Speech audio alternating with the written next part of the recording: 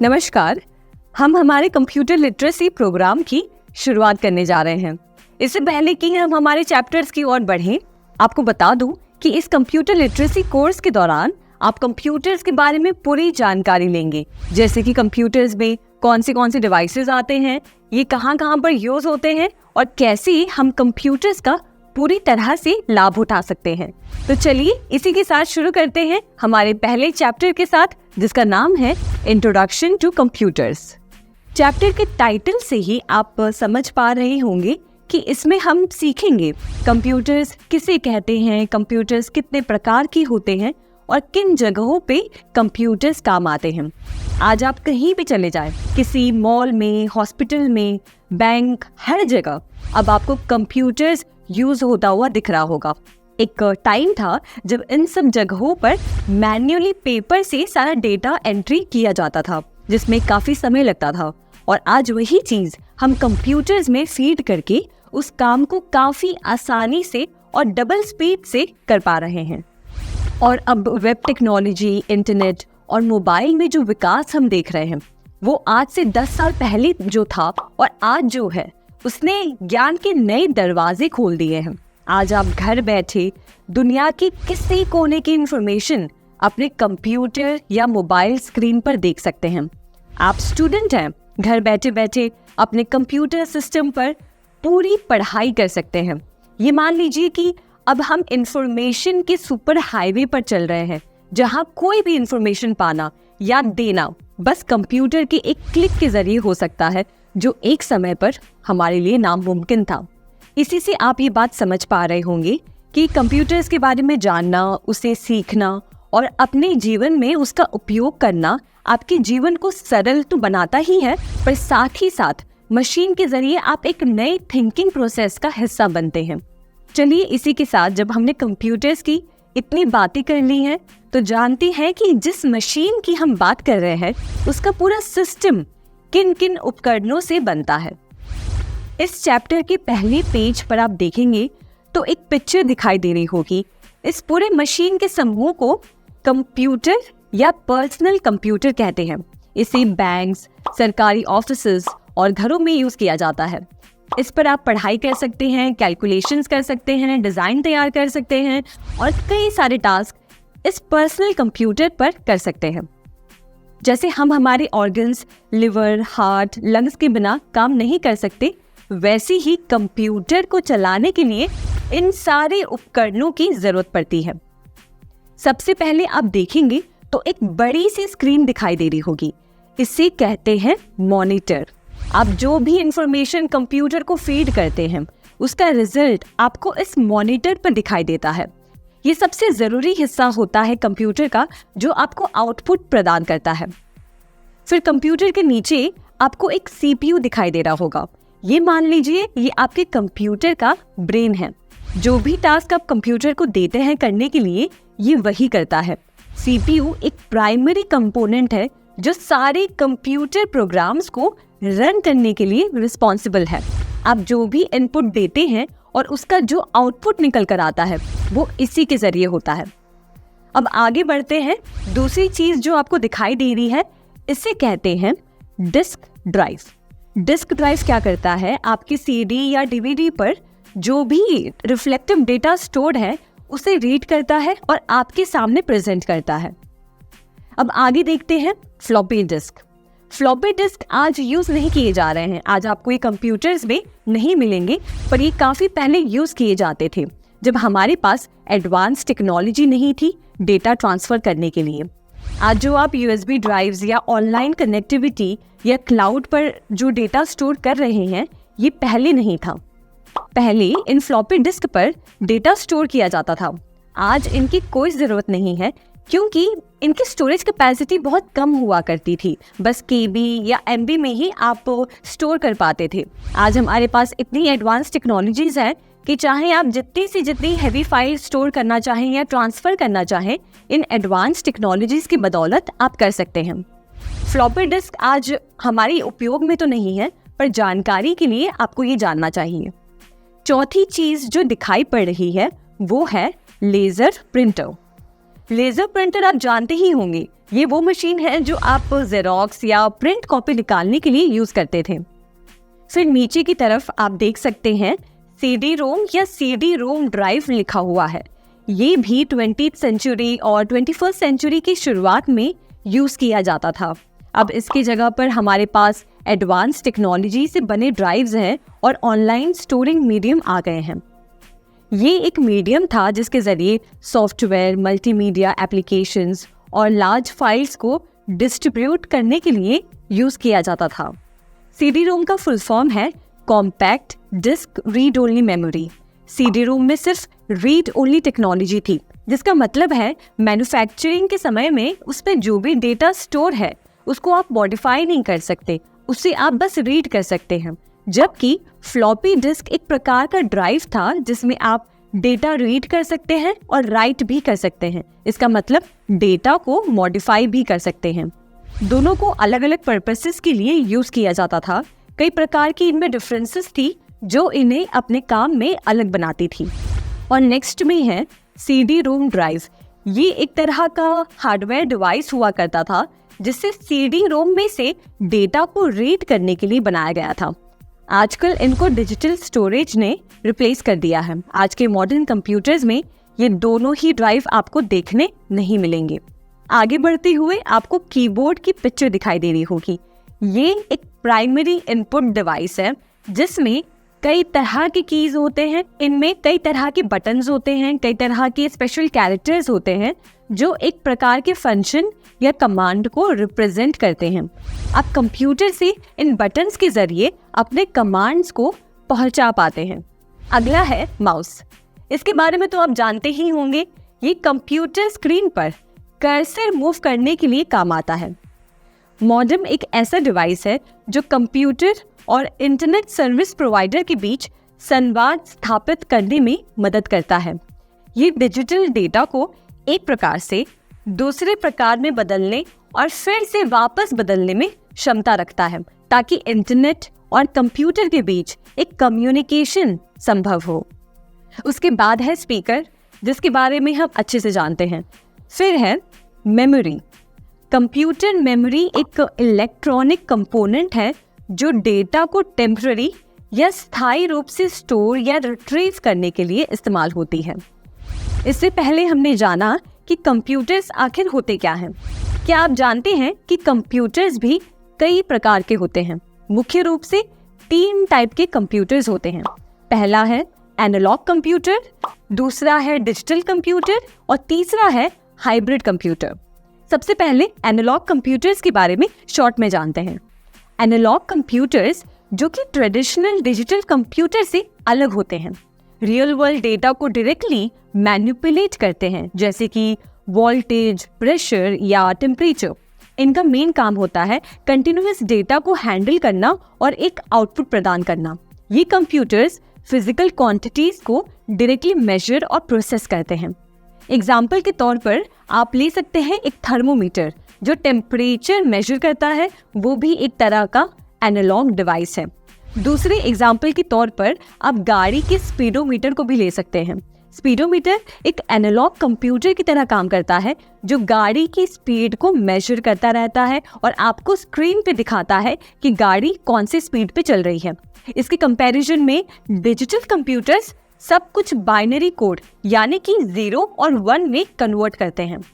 इस तरह analog computers real time data को डायरेक्टली प्रोसेस करते हैं जो उन्हें कुछ स्पेसिफिक एप्लीकेशंस में बहुत ही ज़्यादा इफेक्टिव बनाता है। इनका यूज़ आज भी कई जगह पे होता है जहां कंटिन्यूअस डेटा मॉनिटरिंग और प्रोसेसिंग की ज़रूरत होती है।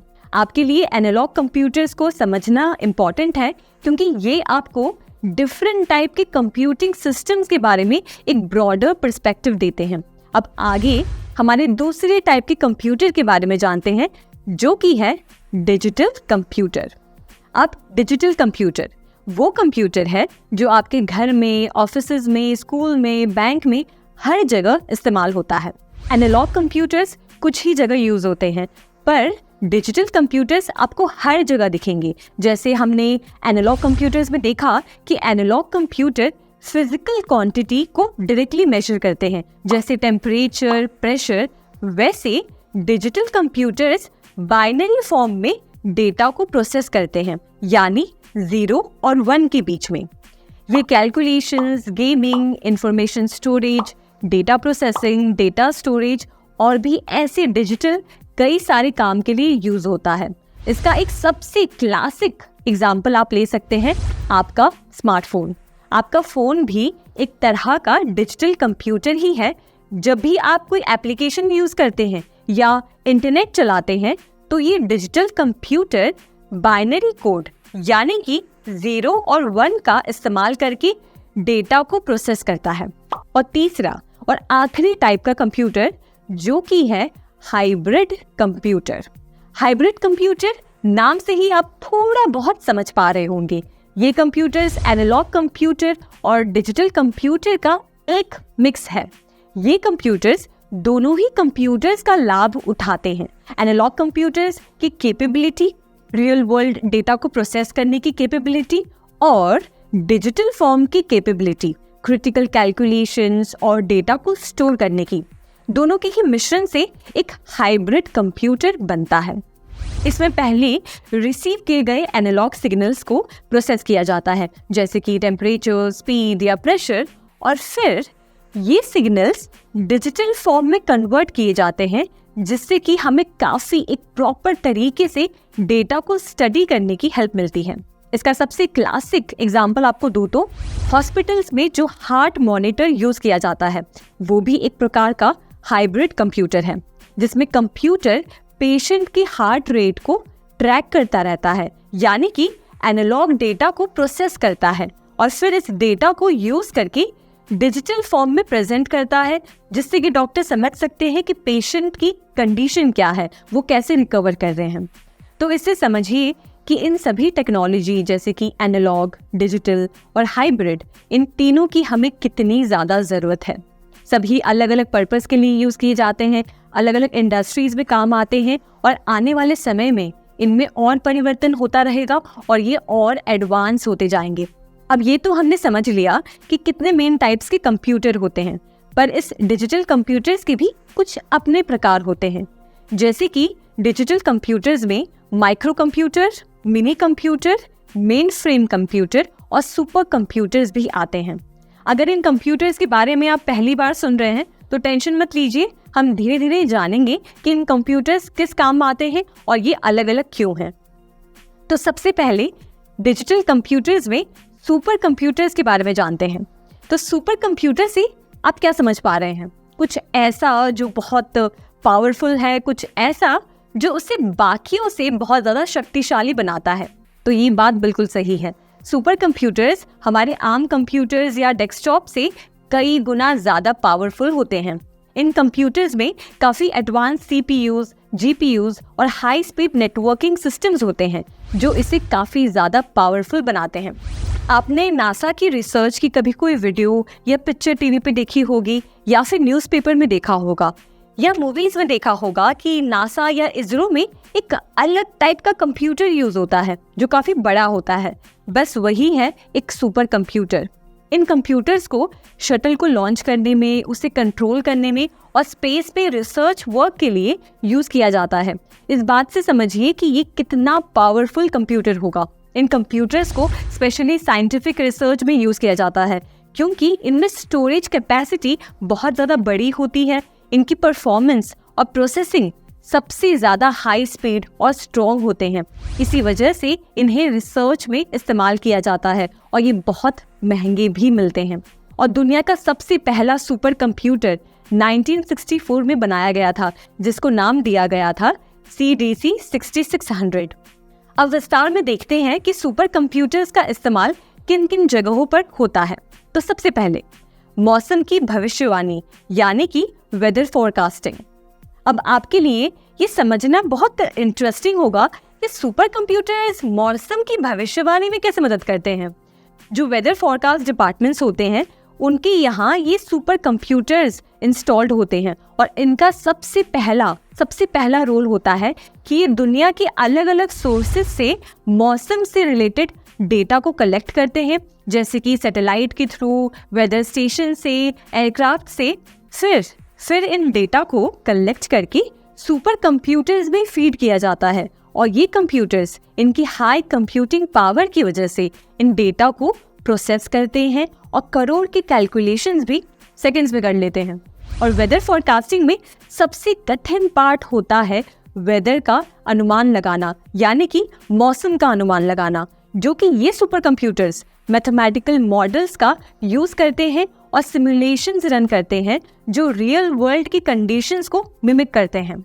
इन सिमुलेशन से साइंटिस्ट को ये पता चलता है कि अगर करंट कंडीशंस में थोड़ा भी फेरबदल होता है तो वेदर कैसे रिस्पॉन्ड करेगा।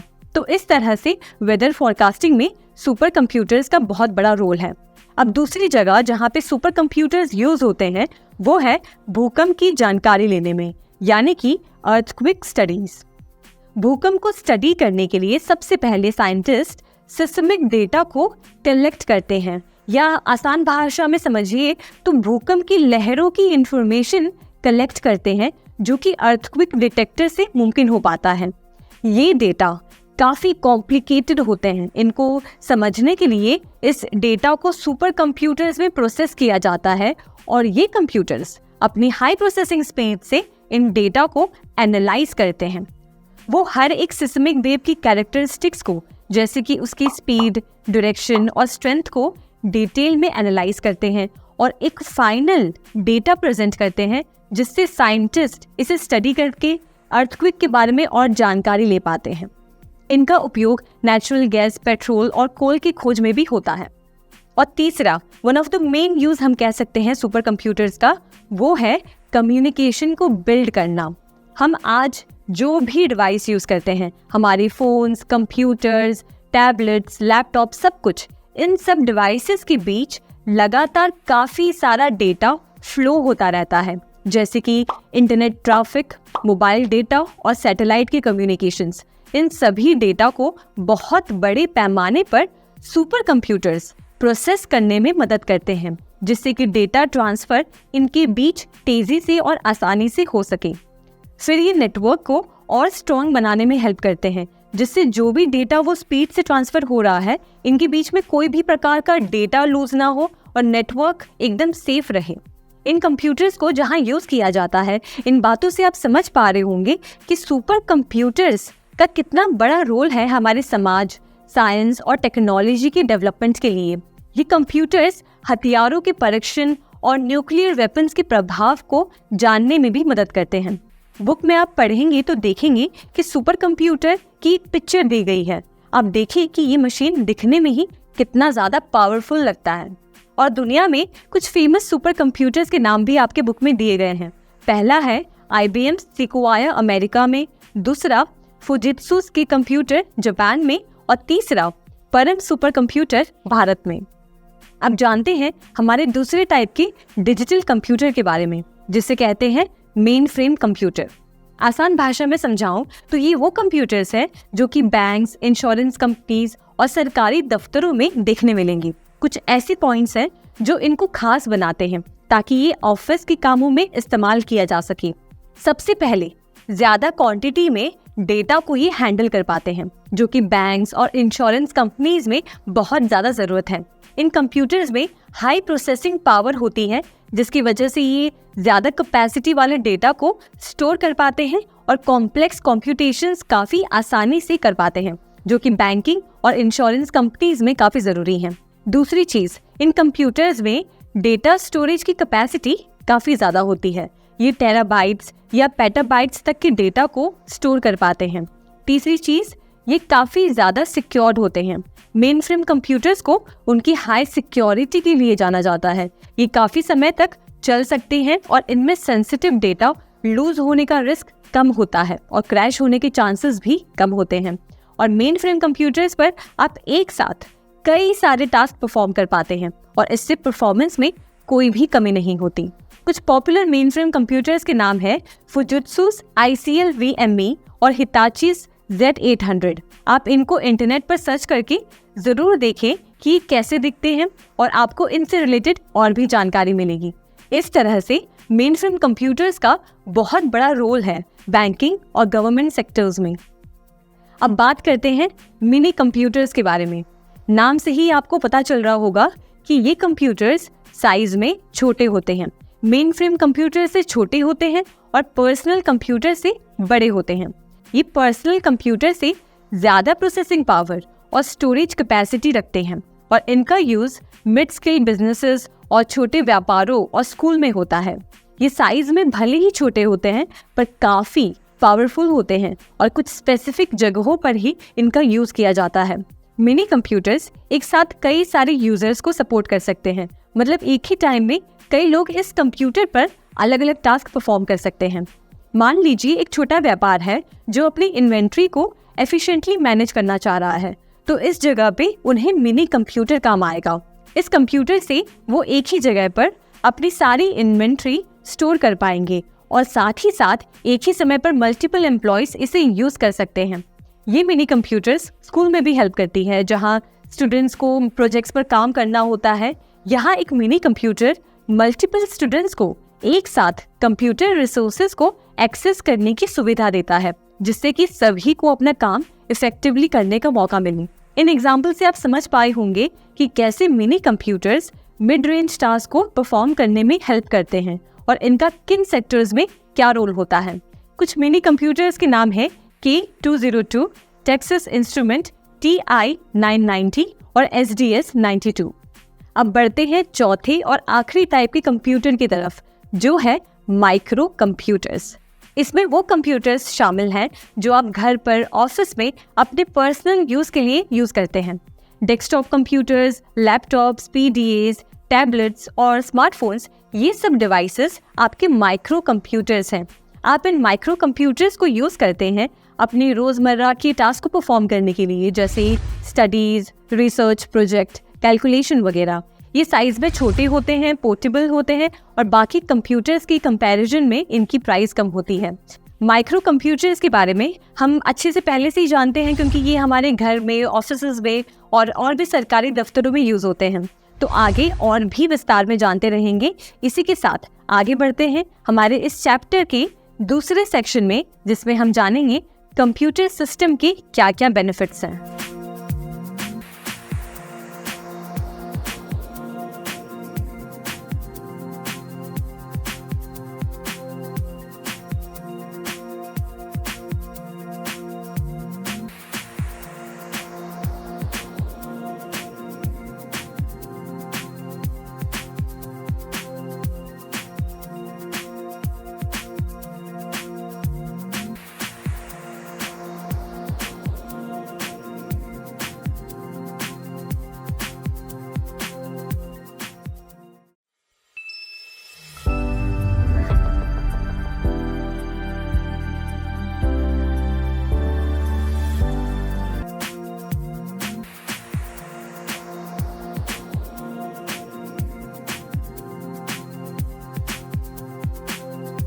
इससे पहले वाले सेक्शन में हमने देखा कि कितने टाइप के कंप्यूटर्स होते हैं, कैसे सभी अलग अलग पर्पसेस के लिए यूज किए जाते हैं।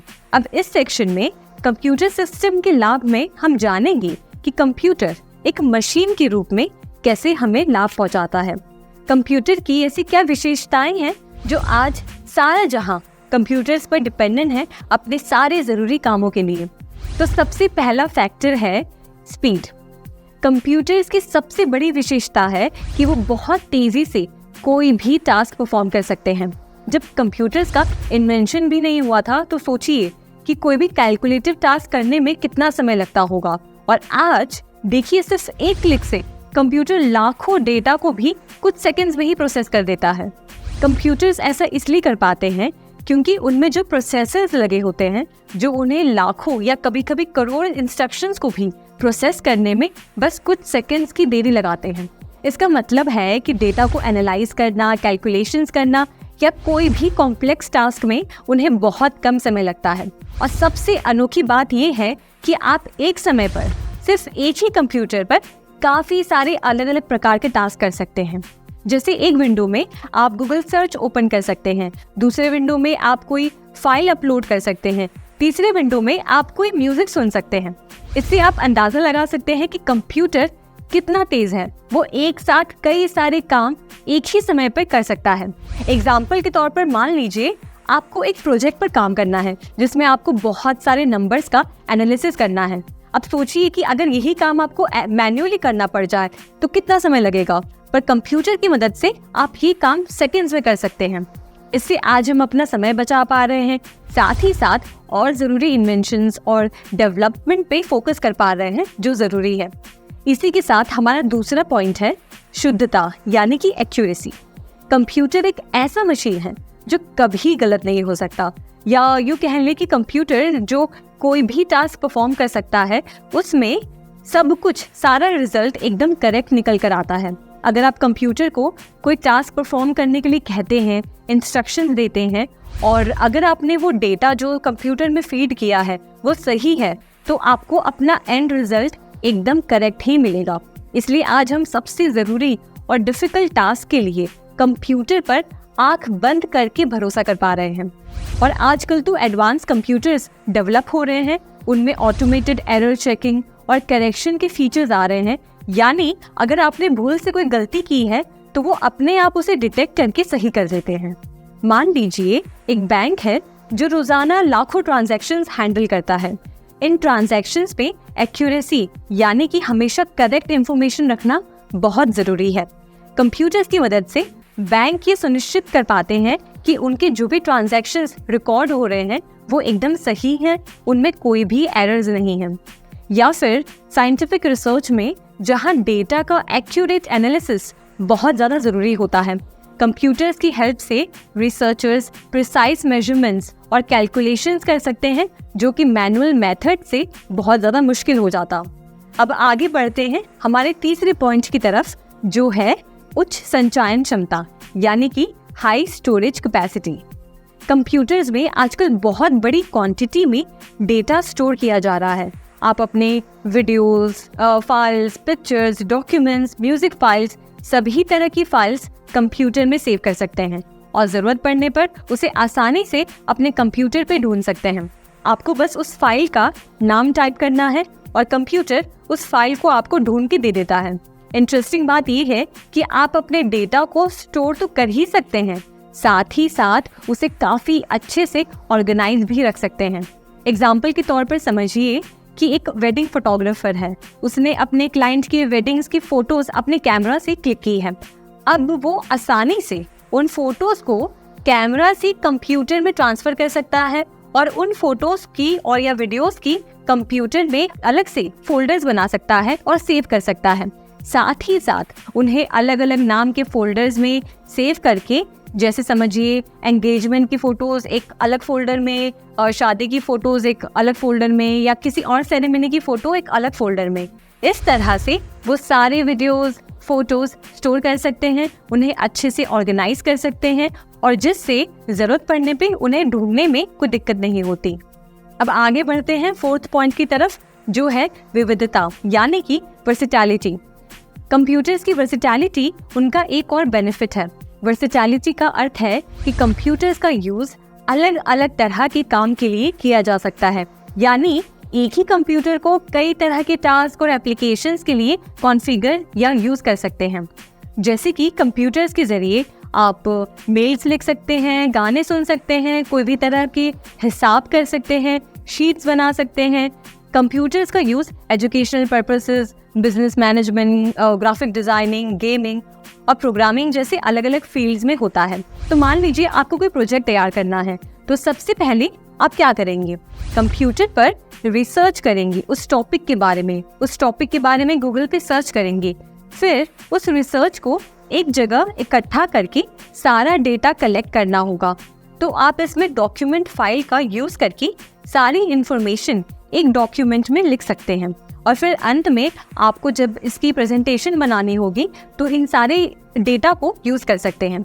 अब दूसरे एग्जाम्पल के तौर पे आप समझिए कि आपके पहचान में कोई दोस्त या रिलेटिव है या बिजनेस ओनर है, उनसे आप पूछिएगा तो बताएंगे कि वो काफ़ी सारे काम बिजनेस के कंप्यूटर के द्वारा करते हैं, जैसे कि अपने इन्वेंट्री को मैनेज करना, कस्टमर डेटा को ट्रैक करना और फाइनेंशियल रिपोर्ट्स तैयार करना।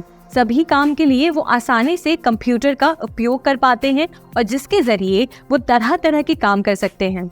चाहे फिर वो डिज़ाइनिंग हो या मनोरंजन हो या कोई स्कूल प्रोजेक्ट तैयार करना हो या फिर बिजनेस को मैनेज करना, हर तरह के काम आप कंप्यूटर पे आसानी से कर सकते हैं। अब आगे बढ़ते हैं हमारे आखिरी पॉइंट की तरफ, जो है परिश्रमशीलता यानी कि डिलिजेंस। पांचवा और सबसे जरूरी बेनिफिट जो हमें कंप्यूटर से मिलता है वो है परिश्रमशीलता, एक ऐसा गुण जो कंप्यूटर्स को सबसे ज्यादा यूजफुल बनाते हैं। अगर हमें कोई टास्क दिया जाए, मान लीजिए कुछ नंबर्स एनालिसिस करना है, तो हम कितनी देर तक उसे कर सकते हैं। थोड़ा बहुत बीच में हम ब्रेक लेंगे, आराम करेंगे, यहाँ वहाँ काम करेंगे और थकान होगी तो फिर शायद उस काम को थोड़ी देर के लिए रोक देंगे।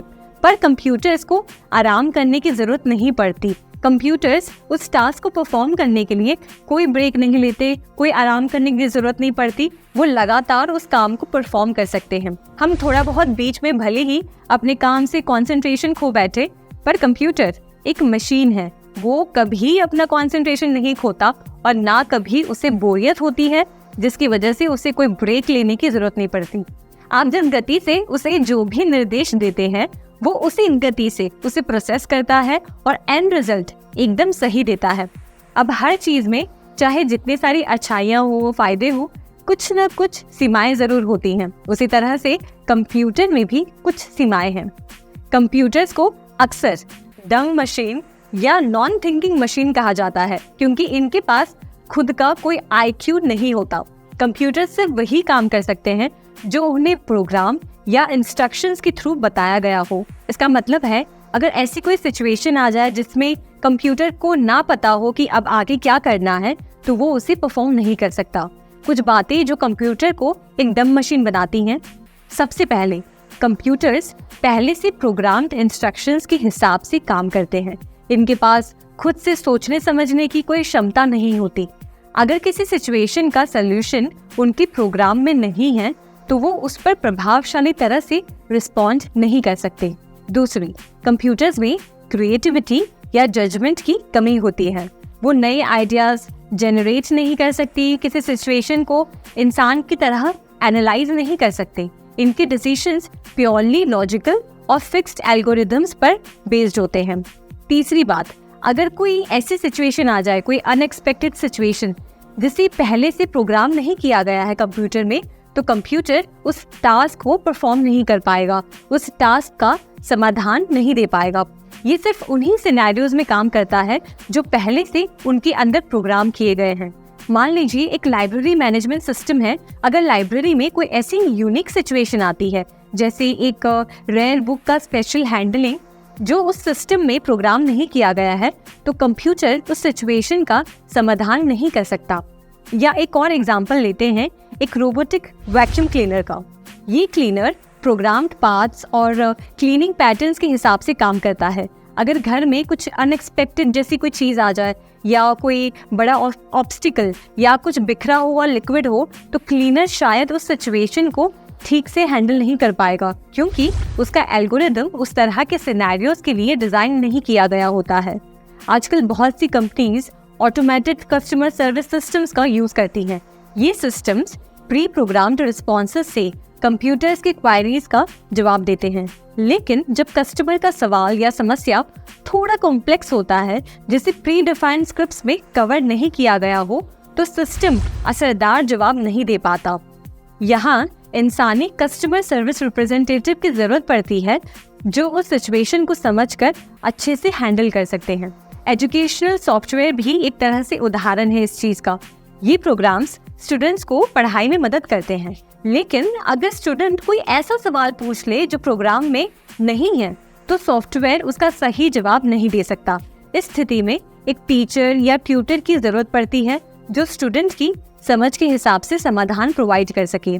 ये एग्जाम्पल्स दिखाते हैं कि कंप्यूटर्स चाहे कितने भी एडवांस्ड क्यों ना हो, उनमें सोचने समझने की क्षमता नहीं होती। वो प्रोग्राम्ड इंस्ट्रक्शंस के हिसाब से काम करते हैं। इसलिए जब कोई अनएक्सपेक्टेड या कॉम्प्लेक्स सिचुएशंस आते हैं तो इंसानी बुद्धि और समझ का उपयोग करना पड़ता है। आपके लिए ये समझना जरूरी है कि टेक्नोलॉजी की यूज में ह्यूमन ब्रेन और समझ को हमेशा आगे रखना चाहिए। टेक्नोलॉजी के डिसीजंस को ब्लाइंडली फॉलो नहीं करना चाहिए, बल्कि क्रिटिकल थिंकिंग और ह्यूमन जजमेंट का यूज करके उन डिसीजंस को गाइड करना चाहिए।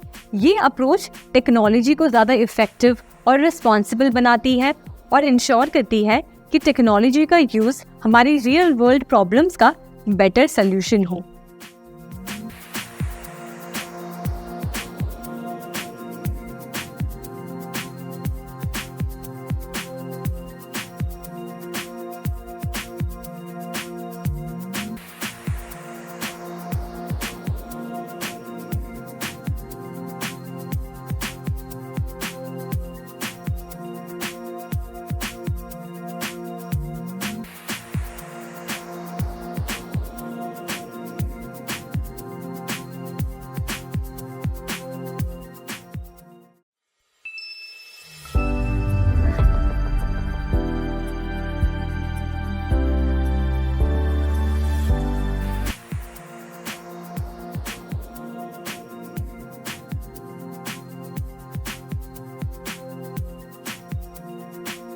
अब चैप्टर में आगे बढ़ते हुए हम हार्डवेयर और सॉफ्टवेयर के बारे में जानेंगे। सबसे पहले सॉफ्टवेयर। आपने सॉफ्टवेयर नाम कई बार सुना होगा, टीवी पर या किसी के मुंह से या कहीं तो पढ़ा होगा। अब ये जान लीजिए कि सॉफ्टवेयर एक कंप्यूटर का इतना इम्पोर्टेंट हिस्सा है कि उसके बिना आप कंप्यूटर यूज ही नहीं कर सकते। तो चलिए जानते हैं कि सॉफ्टवेयर आखिर करता क्या है और वो क्यों इतना इम्पोर्टेंट है। एकदम आसान भाषा में समझाऊं तो सॉफ्टवेयर एक ऐसी चीज है जो आपकी हेल्प करता है कि आप कंप्यूटर के साथ एक कम्युनिकेशन बना सकें। जैसे कि आप अगर समझिए कंप्यूटर को कोई टास्क परफॉर्म करने के लिए कह रहे हैं, तो सॉफ्टवेयर वही टास्क कंप्यूटर को समझाता है और कंप्यूटर से वो टास्क करवाता है। जैसे मान लीजिए आपको कोई न्यू रेसिपी बनानी है, तो आप क्या करते हैं, एक रेसिपी बुक खोलते हैं और उसमें सारे इंस्ट्रक्शंस पढ़ते हैं, राइट, कि कैसे वो खाना बनाना है। वैसे ही सॉफ्टवेयर में कंप्यूटर को चलाने के सारे इंस्ट्रक्शंस फीड किए होते हैं। सॉफ्टवेयर आपको दिखाई तो नहीं देता, पर ये आपके कंप्यूटर में ही होता है। इसमें कई सारे प्रोग्राम्स होते हैं और ये कंप्यूटर की सेकेंडरी मेमोरी डिवाइस में स्टोर होते हैं, जैसे कि एसएसडी, हार्ड डिस्क कह लीजिए, या फिर एक्सटर्नल मेमोरी डिवाइसेस। उसमें ये स्टोर होता है जहाँ पे आपके फोटोज और बाकी वीडियोज भी स्टोर किए जाते हैं। अब हर एक सॉफ्टवेयर में कई सारे प्रोग्राम्स होते हैं। अब ये समझिए कि हर एक प्रोग्राम किसी एक स्पेसिफिक टास्क के लिए लिखा जाता है और ये प्रोग्राम्स बहुत सारे लैंग्वेजेस, अलग अलग तरह के लैंग्वेजेस में लिखे जाते हैं, जैसे कि C++, पाइथन, जावा, ये सब लैंग्वेजेस होते हैं। और ये सारे लैंग्वेजेस जैसे कि C++, जावा, पाइथन, इन सब के अपने रूल्स होते हैं, अपने खुद सिंटैक्स होते हैं, जिसको फॉलो करके ये प्रोग्राम्स लिखे जाते हैं। अब समझिए कि हर एक सॉफ्टवेयर एक स्पेसिफिक टास्क के लिए लिखा जाता है।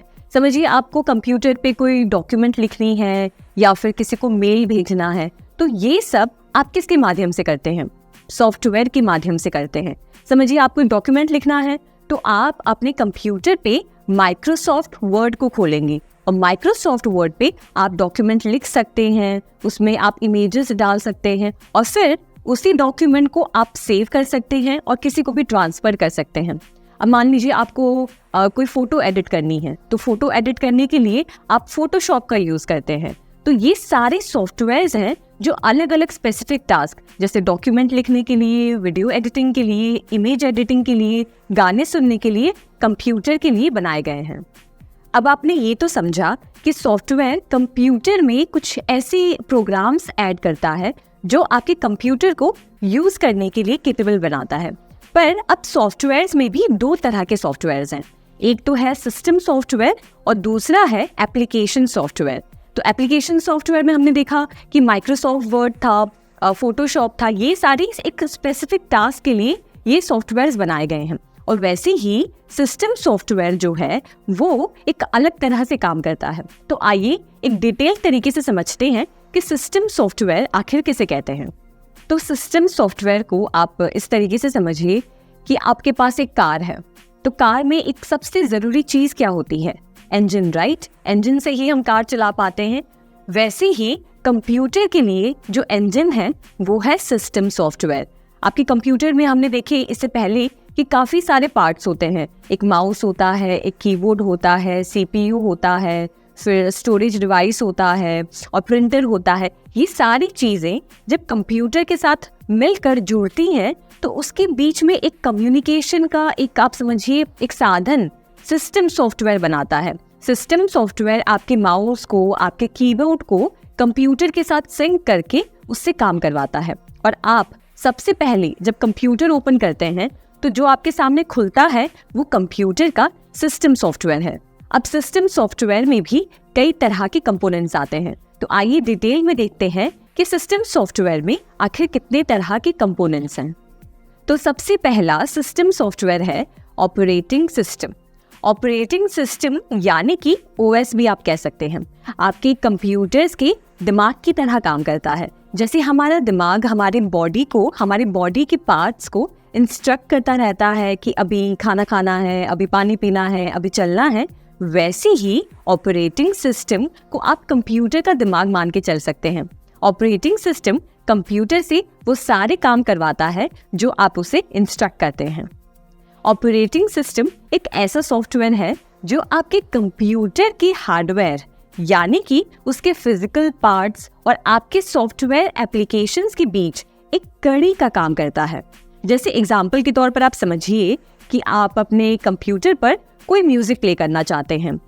अब म्यूजिक सुनने के लिए आप अपने कंप्यूटर पर म्यूजिक फाइल को ओपन करेंगे और म्यूजिक को प्ले करेंगे।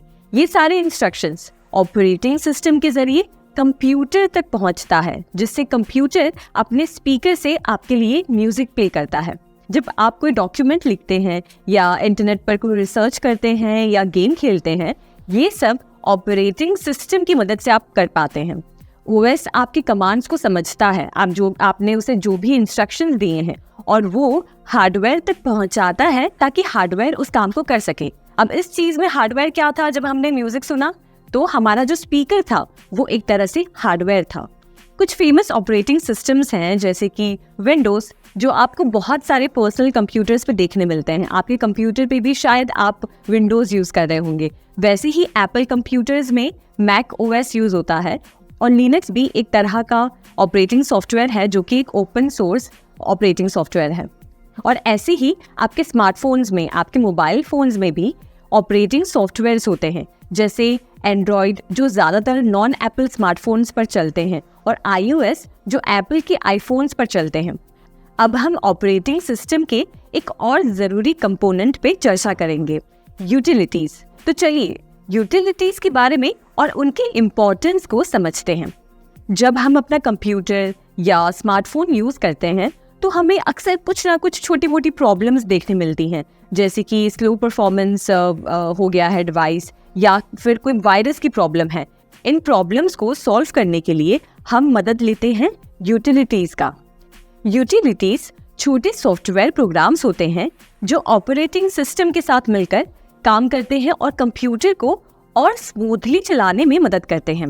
ये यूटिलिटीज़ कई तरह के होते हैं, हर एक का अपना अलग फंक्शन होता है। सबसे कॉमन यूटिलिटी है एंटीवायरस प्रोग्राम। ये आपके कंप्यूटर को वायरसेस और मालवेयर से बचाता है जो आपके सिस्टम को नुकसान पहुंचा सकते हैं या आपके पर्सनल डेटा को चुरा सकते हैं। फिर आते हैं दूसरे टाइप की यूटिलिटीज, जो है डिस्क क्लीनअप और दूसरा है डिस्क डिफ्रेगमेंटर। ये आपके हार्ड ड्राइव को ऑप्टिमाइज करते हैं, बेकार फाइल्स को हटाकर और डेटा को एफिशिएंटली स्टोर करते हैं, जिससे आपके कंप्यूटर की स्पीड बढ़ती रहती है। और एक इम्पॉर्टेंट यूटिलिटी है बैकअप टूल। ये आपके इम्पॉर्टेंट डेटा को बैकअप करता है ताकि किसी भी सिस्टम फेलियर या डेटा लॉस की स्थिति में आपका डेटा एकदम सेफ रहे, सुरक्षित रहे। यूटिलिटीज हमारे ऑपरेटिंग सिस्टम का एक अनिवार्य हिस्सा है। ये छोटे लेकिन पावरफुल टूल्स होते हैं जो हमारे कंप्यूटर एक्सपीरियंस को और भी बेहतर बनाते हैं और एकदम सेफ बनाते हैं। अब अगले पॉइंट की बात करते हैं, जो है डिवाइस ड्राइवर्स। कभी सोचा है कि आपके कंप्यूटर अलग अलग हार्डवेयर डिवाइसेस जैसे प्रिंटर, कीबोर्ड या वेबकैम को कैसे पहचानता है? यहाँ पर काम आते हैं डिवाइस ड्राइवर्स। डिवाइस ड्राइवर्स छोटे सॉफ्टवेयर प्रोग्राम्स होते हैं जो आपके कंप्यूटर के ऑपरेटिंग सिस्टम को बताते हैं कि कैसे नए हार्डवेयर डिवाइसेस के साथ कम्युनिकेट करना है। मान लीजिए आप एक नया प्रिंटर अपने कंप्यूटर के साथ कनेक्ट करते हैं, अब प्रिंटर को शुरू करने के लिए पहले उसका ड्राइवर इंस्टॉल करना पड़ता है। ये ड्राइवर सॉफ्टवेयर आपके कंप्यूटर को बताता है कि प्रिंटर को कैसे कंट्रोल करना है, कैसे प्रिंट कमांड को प्रोसेस करना है और कैसे आउटपुट जनरेट करना है। एक और उदाहरण है जब आप अपने कंप्यूटर पे एक नया ग्राफिक्स कार्ड लगाते हैं, स्पेशली अगर आप गेमिंग या ग्राफिक डिजाइनिंग करते हैं। इसके लिए ग्राफिक कार्ड्स का ड्राइवर इंस्टॉल करना बहुत ज़रूरी होता है। ये ड्राइवर आपके कंप्यूटर को ग्राफिक कार्ड के फंक्शंस को समझाने और उसको बेस्ट यूज करने में बहुत हेल्प करता है। ये छोटे लेकिन पावरफुल सॉफ्टवेयर हमारे हार्डवेयर और ऑपरेटिंग सिस्टम के बीच का एक ब्रिज बनाते हैं और इंश्योर करते हैं कि सब कुछ सही से काम कर रहा है। अब आगे बढ़ते हैं हमारे अगले पॉइंट की तरफ, जो है सर्वर्स। एक सर्वर बेसिकली एक पावरफुल कंप्यूटर या कंप्यूटर नेटवर्क है जो डेटा स्टोर करता है और दूसरे कंप्यूटर्स यानी क्लाइंट्स को सर्विस प्रोवाइड करता है। ये सर्विसेज कई प्रकार की हो सकती हैं, जैसे वेब पेजेस दिखाना, ईमेल्स प्रोसेस करना या फिर फाइल्स को ही स्टोर करना। मान लीजिए जब आप कोई वेबसाइट देखते हैं तो आप असल में एक वेब सर्वर से जुड़ रहे होते हैं। वेब सर्वर वो कंप्यूटर होता है जहां वेबसाइट का सारा डेटा स्टोर होता है। जब आप वेबसाइट का URL एंटर करते हैं तो आपका कंप्यूटर उस सर्वर से कनेक्ट होता है और वेबसाइट को लोड करता है। एक और एग्जांपल के तौर पे समझिए एक ईमेल सर्वर। जब आप कोई ईमेल भेजते हैं या उसको रिसीव करते हैं तो ये सारा जो भी काम होता है, रिसीव करना या सेंड करना, ये सारा ईमेल सर्वर के माध्यम से होता है। ईमेल सर्वर आपके और रिसीवर के बीच में ईमेल मैसेजेस को ट्रांसफर करता है। और फिर आते हैं फाइल सर्वर्स, जो स्पेशली कंपनीज में यूज होते हैं। ये सर्वर्स कंपनीज के डेटा और डॉक्यूमेंट्स और दूसरे फाइल्स को स्टोर और मैनेज करते हैं ताकि एम्प्लॉयज आसानी से उन तक पहुंच सके। अब ये तो हमने जाना सिस्टम सॉफ्टवेयर के बारे में, जिसमें operating system, utilities, device drivers और सर्वर्स आते हैं। ये सारे सॉफ्टवेयर्स सिस्टम सॉफ्टवेयर का हिस्सा है। अब हम दूसरे टाइप के सॉफ्टवेयर्स के बारे में जानेंगे, जो है एप्लीकेशन सॉफ्टवेयर। एप्लीकेशन सॉफ्टवेयर एक ऐसे तरह का सॉफ्टवेयर है जिसे स्पेशली कंप्यूटर पर स्पेशल टास्क परफॉर्म करने के लिए बनाया गया है। एप्लीकेशन सॉफ्टवेयर को एंड यूजर प्रोग्राम के नाम से भी जानते हैं। इससे पहले जो हमने सिस्टम सॉफ्टवेयर के बारे में पढ़ा, उससे एप्लीकेशन सॉफ्टवेयर काफी अलग है। सिस्टम सॉफ्टवेयर कंप्यूटर को चलाते हैं, यानी कि उस मशीन में एक तरह से जान भरते हैं। अगर सिस्टम सॉफ्टवेयर नहीं होते तो एक कंप्यूटर मशीन काम ही नहीं कर पाता। उसे काम करने के लिए सिस्टम सॉफ्टवेयर की जरूरत पड़ती है, जबकि एप्लीकेशन सॉफ्टवेयर थोड़ा अलग है। एप्लीकेशन सॉफ्टवेयर की जब हम बात करें तो ये वो सॉफ्टवेयर्स हैं जो कंप्यूटर पर अलग अलग टूल्स प्रोवाइड करते हैं, जिससे हम अलग अलग तरह की टास्क परफॉर्म कर सकें। मान लीजिए अगर मैं आपको कहूँ कि आपको एक टॉपिक पर रिसर्च करनी है, तो आप क्या करेंगे? एक डॉक्यूमेंट खोलेंगे और उसमें सारा रिसर्च वर्क या जो भी आप सर्च कर रहे हैं उसे टाइप करेंगे। तो इस जगह पे जो आप टूल यूज करेंगे वो एक एप्लीकेशन सॉफ्टवेयर होगा। एप्लीकेशन सॉफ्टवेयर का एक एग्जांपल है माइक्रोसॉफ्ट वर्ड, जो हमें हेल्प करता है डॉक्यूमेंट्स प्रिपेयर करने के लिए। अब दूसरे एग्जांपल की बात करें तो मान लीजिए आपको इंटरनेट पर कुछ सर्च करना है। आप कंप्यूटर ओपन करेंगे और गूगल पर सर्च करेंगे, राइट? तो इसमें गूगल एक तरह का एप्लीकेशन सॉफ्टवेयर ही है। अगर आपको वीडियो एडिटिंग करनी है तो उसके लिए आप एक दूसरे प्रकार का एप्लीकेशन सॉफ्टवेयर ओपन करेंगे। वैसे ही अगर कोई शीट बनानी है तो उसके लिए आप अलग सॉफ्टवेयर यूज करेंगे। और ऐसे में ये सारे टूल्स जो भी आप यूज कर रहे हैं वो एक तरह से एप्लीकेशन सॉफ्टवेयर है। और ऐसे कई सारे सॉफ्टवेयर्स हैं जो अलग अलग पर्पसेस के लिए बनाए गए हैं और ये हमारी लाइफ को और भी आसान बनाते हैं। अब ये सॉफ्टवेयर्स हर तरह के फील्ड में इस्तेमाल होते हैं और हाँ, हर तरह के लोग इन्हें यूज करते हैं। जैसे आपका कोई फ्रेंड होगा जो किसी बिजनेस को चला रहा होगा, वो भी किसी ना किसी तरह का एप्लीकेशन सॉफ्टवेयर जरूर यूज कर रहा होगा। जैसे माइक्रोसॉफ्ट एक्सेल पर वो अपनी दुकान की इन्वेंट्री बनाता होगा। आपको कोई और दोस्त होगा जो एक ग्राफिक डिजाइनर होगा, तो वो फोटोशॉप का यूज करता होगा फोटोज को एडिट करने के लिए, तो वो भी एक तरह का एप्लीकेशन सॉफ्टवेयर है। आपको इस बात से काफी हैरानी होगी कि अगर मैं कहूँ कि आपके आसपास चाहे कोई भी चीज है, कहीं ना कहीं उन चीजों को बनाने या उसकी मार्केटिंग में एक तरह का एप्लीकेशन सॉफ्टवेयर ही यूज किया गया है। अब मेरी ही पहचान में हमारी एक फ्रेंड है जो एक कंटेंट क्रिएटर हैं। वो फैशन और लाइफस्टाइल के ऊपर इंस्टाग्राम रील्स बनाती हैं। अब उनका देखिए कि वो कैसे सॉफ्टवेयर का यूज़ करती हैं।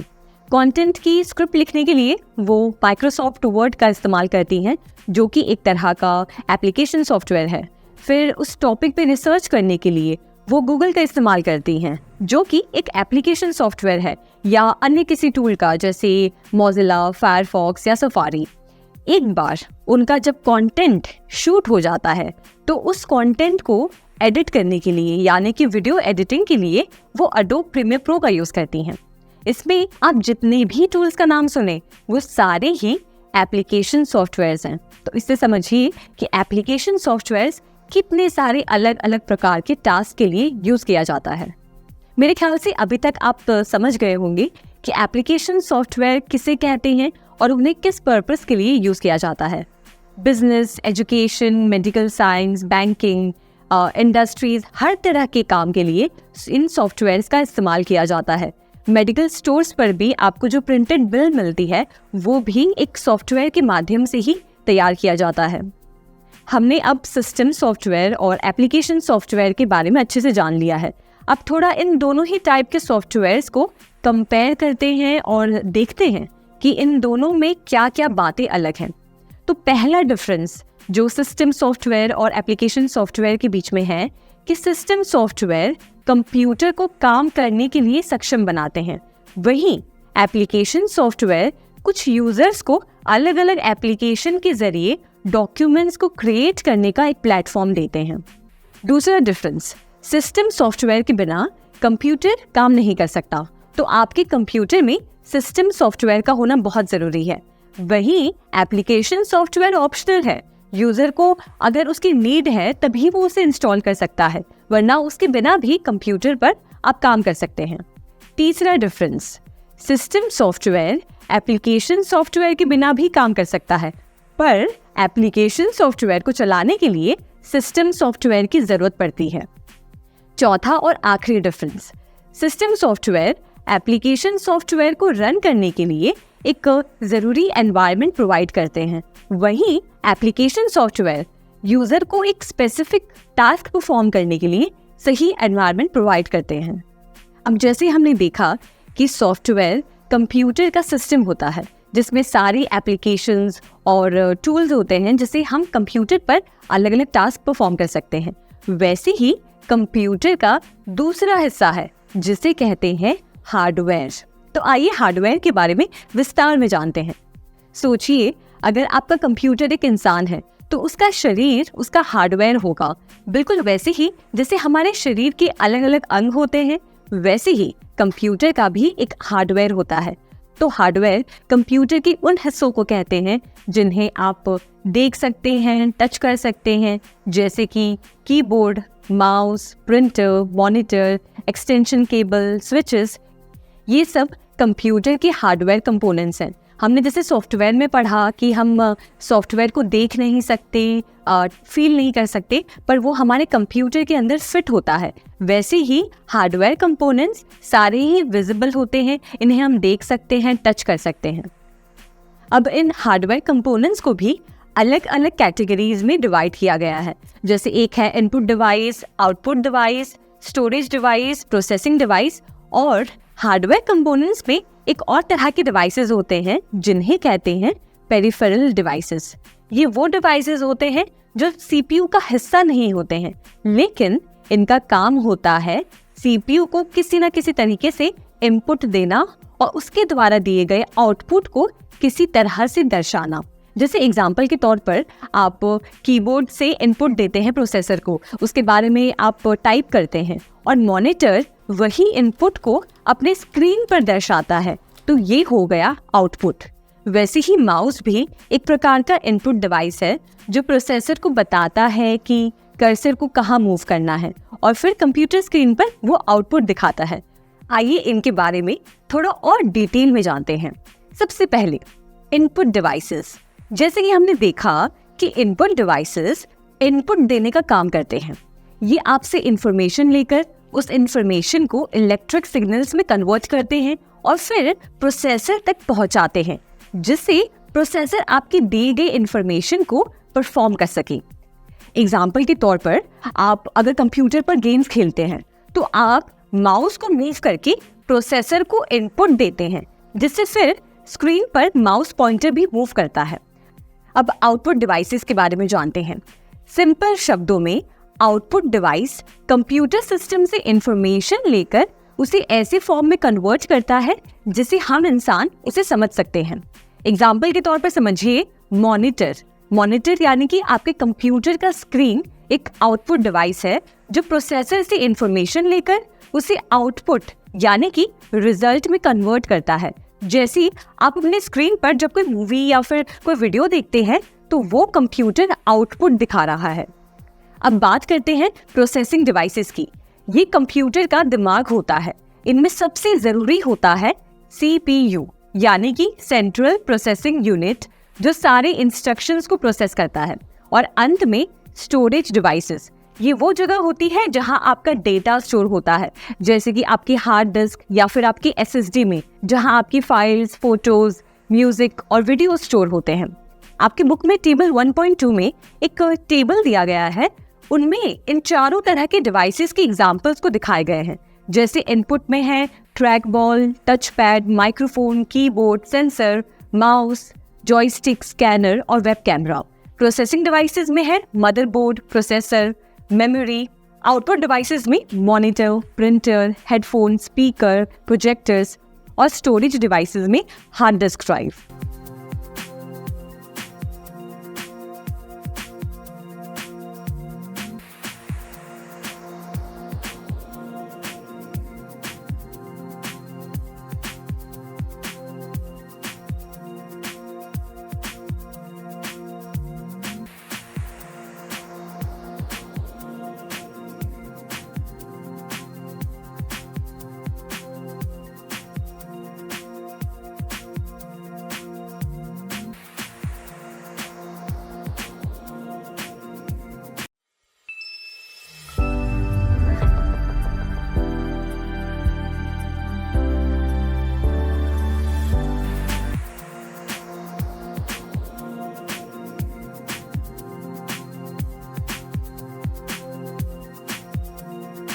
कंप्यूटर किस तरह से अलग अलग जगहों में काम आता है। सबसे पहले घर में कंप्यूटर का उपयोग।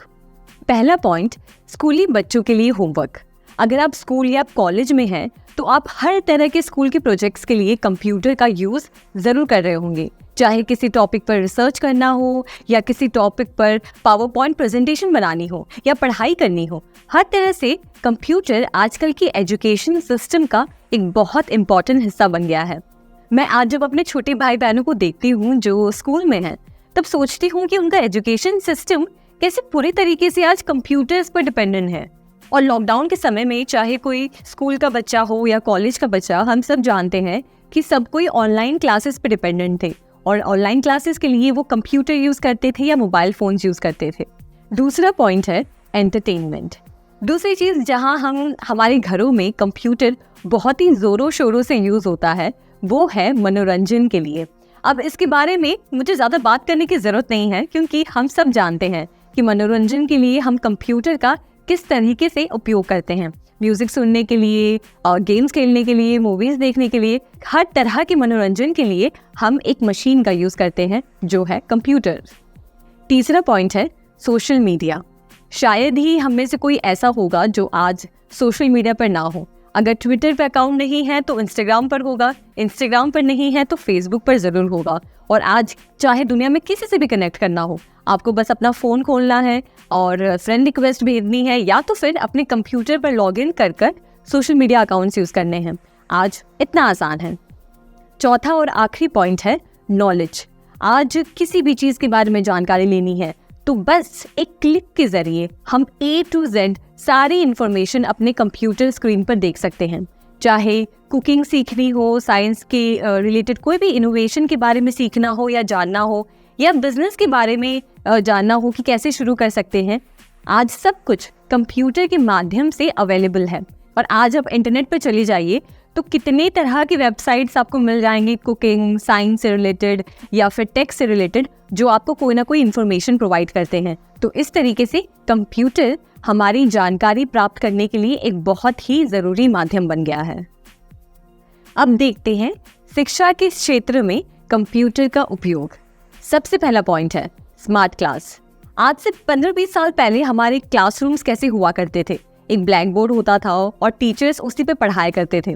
पर आजकल चीज़ कुछ अलग हो गई है। आज क्लासरूम्स में प्रोजेक्टर्स लगे होते हैं, स्क्रीन होती है जिस पे टीचर्स वीडियोस और इमेजेस दिखाते हैं किसी भी टॉपिक से रिलेटेड, और आज बच्चे घर जाकर उसी ऑनलाइन क्लासेस को अपने कंप्यूटर पर या फ़ोन पे देख सकते हैं।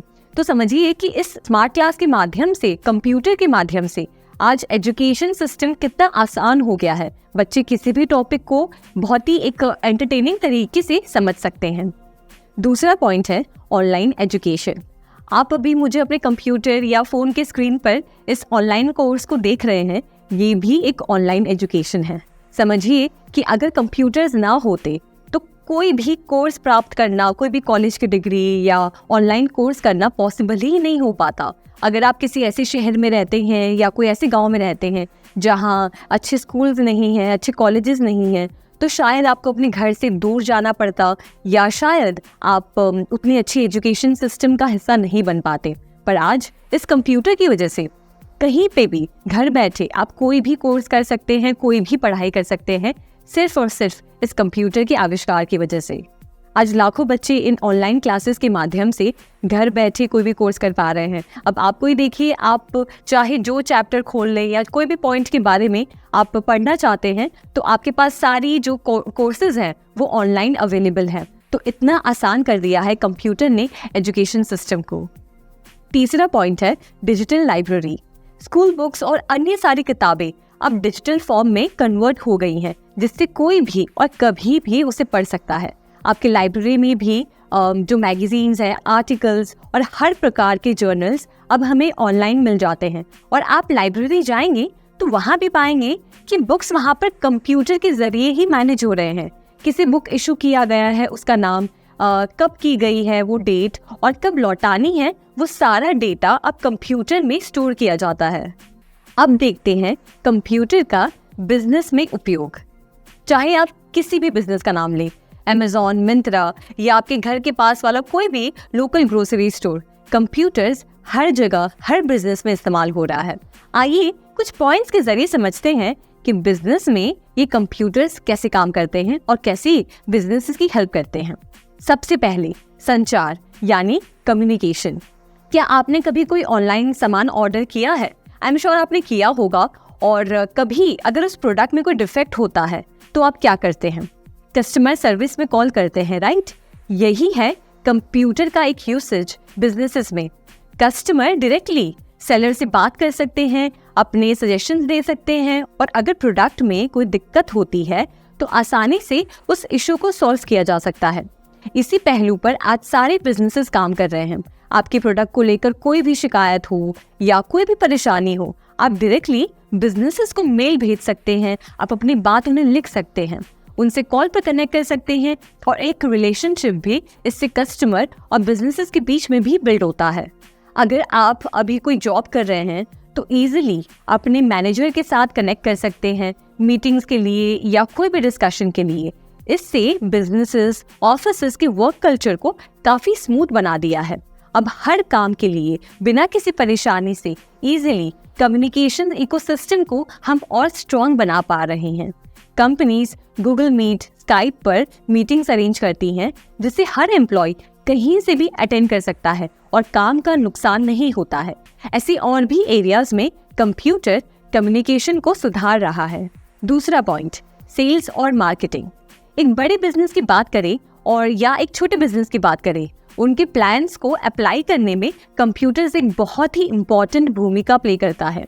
सेल्स को ट्रैक करने के लिए अलग अलग टूल्स आज मार्केट में हैं, जिन टूल्स पर इजीली आप अपने सेल्स की रिकॉर्ड रख सकते हैं और पूरे सेल्स वर्कफोर्स को मैनेज भी कर सकते हैं।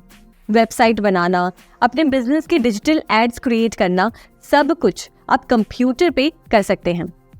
आपके भी फ्रेंड सर्कल या रिलेटिव में कोई होगा जिनका बिजनेस ऑनलाइन हर जगह सेटअप है। उनकी एड्स फेसबुक पे, इंस्टाग्राम पर चल रहे होंगे, जिसकी वजह से वो इतने कंपटीशन में भी हजारों लोगों तक अपने प्रोडक्ट को पहुंचा पा रहे हैं, उसकी जानकारी शेयर कर पा रहे हैं। ई कॉमर्स बिजनेस ऐसे ही ग्रो हुआ है। हम आज दुकानों पर जाकर शायद कम शॉपिंग कर रहे हैं। आज बिजनेसेस और ग्राहक दोनों ही ऑनलाइन अवेलेबल हैं और इससे सोसाइटी को बहुत फायदा हुआ है। घर बैठे आप अपनी मनपसंद चीज ऑर्डर कर सकते हैं और वो प्रोडक्ट आपके घर पे डिलीवर हो जाता है। ये सारा सिस्टम कंप्यूटर पर ही बिल्ट है। प्रोडक्ट डिजाइन बनाने से लेकर marketing, sales, after sale services सारा एक मशीन पर हैंडल हो सकता है। और बात करें डिजिटल मार्केटिंग की, तो ये बस टीवी, रेडियो या फोन पर नहीं हो रहा है, पर आपके इंटरनेट पर भी, जैसे आप इंस्टाग्राम पे देखते हैं, फेसबुक पर देखते हैं, उसके माध्यम से भी डिजिटल मार्केटिंग एकदम सही से हो पा रहा है। जैसे कि एग्जाम्पल के तौर पर affiliate marketing, display advertising, email marketing, search marketing, social media, social networking, game advertising और वीडियो एडवर्टाइजिंग। तीसरा पॉइंट है मानव संसाधन, यानी कि ह्यूमन रिसोर्सेज। कंप्यूटर्स की दुनिया में ह्यूमन रिसोर्सेज या एचआर का क्षेत्र एक ऐसा एरिया है जहां टेक्नोलॉजी ने कमाल का बदलाव किया है। सबसे बड़ा गेम चेंजर है यहाँ ERP, यानी कि एंटरप्राइज रिसोर्स प्लानिंग सॉफ्टवेयर। सोचिए, एक बड़ी कंपनी है जिसमें हजारों एम्प्लॉयज हैं। अब इन सभी का डेटा जैसे कि पेरोल, रिक्रूटमेंट, अप्रेजल या टैक्सेस मैनेज करने का एक बड़ा टास्क होता है। यहाँ ERP सिस्टम की एंट्री होती है। ये एक पावरफुल टूल है जो सारे HR रिलेटेड टास्क को एक ही जगह पर परफॉर्म करता है। मान लीजिए एक नई वैकेंसी आती है। ERP सिस्टम रिक्रूटमेंट प्रोसेस को स्ट्रीमलाइन करता है और कैंडिडेट्स को ट्रैक करता है। फिर जब कोई एम्प्लॉय ज्वाइन करता है तो उसका पेरोल यानी वेतन, टैक्स डिडक्शंस और बेनिफिट्स को भी ERP पे मैनेज कर सकते हैं। हर महीने के सैलरी स्लिप से लेकर ईयरली अप्रेजल तक सब कुछ ये ERP सॉफ्टवेयर पे बहुत आसानी से HRs कर सकते हैं। और यही नहीं, फाइनेंशियल अकाउंटिंग और लेजर मैनेजमेंट भी ERP के जिम्मे होता है। इसका मतलब है कि HR टीम को हर एक एम्प्लॉय का फाइनेंशियल रिकॉर्ड जैसे कि लोन्स, उनके एडवांसेस या टैक्सेस आसानी से मिल जाते हैं। तो बेसिकली ERP एक ऐसा मैजिकल टूल बॉक्स है जो HR की हर ज़रूरत को फुलफिल करता है और ये सब कुछ बस क्लिक्स की दूरी पर है। इस तरह कंप्यूटर्स ने ह्यूमन रिसोर्सेज टास्क को और भी आसान बना दिया है, बल्कि इस प्रोसेस को और भी ट्रांसपेरेंट और एफिशिएंट बनाया है। चौथा और आखिरी पॉइंट है शिक्षा और परीक्षण। अब हम एजुकेशन और ट्रेनिंग की बात करते हैं तो कंप्यूटर्स ने इस क्षेत्र में एक क्रांति सी ला दी है, खास तौर पर बिजनेसेस में। आज के समय में कंपनीज अपने एम्प्लॉयज को अपस्किल और रीस्किल करने के लिए कंप्यूटर्स का इस्तेमाल करते हैं और इसमें टेक्नोलॉजी एक बड़ा हाथ है। एक क्लासिक एग्जाम्पल है ऑनलाइन लर्निंग प्लेटफॉर्म्स का उपयोग। मान लीजिए एक कंपनी ने एक नया सॉफ्टवेयर इम्प्लीमेंट किया है और अब उन्हें अपने एम्प्लॉयज को इस सॉफ्टवेयर के उपयोग के बारे में ट्रेन करना है। यहाँ पर कंप्यूटर्स के थ्रू ऑनलाइन कोर्सेज और ट्यूटोरियल्स का यूज करके एम्प्लॉयज को आसानी से और इफेक्टिवली ट्रेन किया जा सकता है। उदाहरण के लिए प्लेटफॉर्म्स जैसे यूडेमी या कोर्सेरा पर डाइवर्स रेंज के कोर्सेज अवेलेबल होते हैं जो स्पेसिफिक स्किल्स और सॉफ्टवेयर एप्लीकेशंस पर फोकस करते हैं। और फिर वर्चुअल रियलिटी यानी कि VR और ऑगमेंटेड रियलिटी यानी कि AR बेस्ड ट्रेनिंग, ये एक और इनोवेटिव तरीका है जहां कंप्यूटर्स को इस्तेमाल करके एम्प्लॉयज को एक इमर्सिव लर्निंग एक्सपीरियंस दिया जाता है। मान लीजिए एक मैन्युफैक्चरिंग कंपनी अपने एम्प्लॉयज को मशीनरी के ऑपरेशन के बारे में ट्रेन करना चाहती है। VR टेक्नोलॉजी की मदद से एम्प्लॉयज एक वर्चुअल एनवायरनमेंट में मशीनरी को ऑपरेट करने का अनुभव ले सकते हैं बिना रियल मशीनरी को छुए। और हम वेबिनार और वीडियो कॉन्फ्रेंसिंग टूल्स को तो भूल ही नहीं सकते। जब फेस टू फेस ट्रेनिंग संभव नहीं होती तो कंपनीज Zoom या Microsoft Teams जैसे टूल्स का इस्तेमाल करके उस ट्रेनिंग पर्पस या ट्रेनिंग सेशंस को कंडक्ट करते हैं। इससे एम्प्लॉयज कहीं भी कभी भी ट्रेनिंग सेशंस में पार्टिसिपेट कर सकते हैं।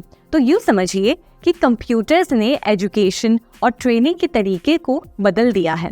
अब कंपनीज के पास अपने एम्प्लॉयज़ को ज़्यादा इफेक्टिवली और एफिशिएंटली ट्रेन करने के लिए नए नए टूल्स और रिसोर्सेज हैं जो कि कंप्यूटर्स और इंटरनेट की बदौलत ही संभव हुआ है।